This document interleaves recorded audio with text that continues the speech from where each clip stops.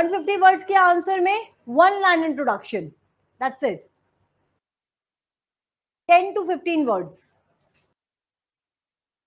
आपको अभी ही कैलकुलेशन करते हुए चलना है. What is mathematics? Mathematics is just not numbers. It's actually your ability to think critically.